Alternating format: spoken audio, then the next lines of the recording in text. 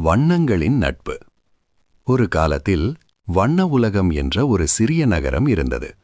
அந்த நகரத்தில் சிவப்பு, நீலம், மஞ்சள், பச்சை, ஊதா, ஆரஞ்சு, கருப்பு, வெள்ளை என எல்லா வண்ணங்களும் மனிதர்களைப் போல வாழ்ந்தன. ஒவ்வொரு வண்ணமும் தன்னைத்தானே சிறந்தது என்று நினைத்தது.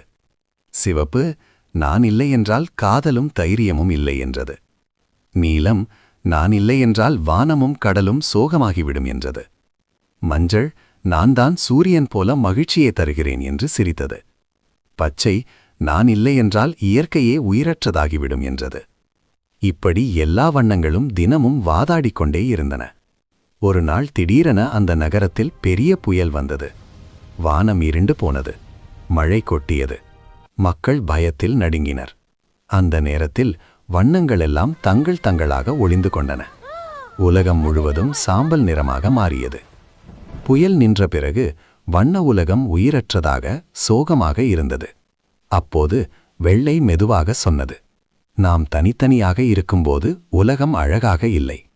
நாம் ஒன்றாக சேர்ந்தால்தான் உலகம் முழுமையாகும். கருப்பு கூட அதற்கு ஒப்புக்கொண்டது. ஒளியின் மதிப்பு தெரிய நான் இருக்கிறேன் என்றது. அந்த கணம் எல்லா வண்ணங்களும் ஒன்றாக இணைந்தன. வானத்தில் ஒரு பெரிய வானவில் தோன்றியது.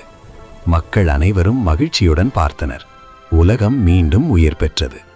அந்த நாள் முதல் வண்ணங்கள் ஒருவரின் முக்கியத்துவத்தை ஒருவர் புரிந்து கொண்டு நட்புடன் வாழ்ந்தன. நீதிக்கதை: ராஜா, ஒவ்வொருவருக்கும் தனித்தனி சிறப்பு உண்டு.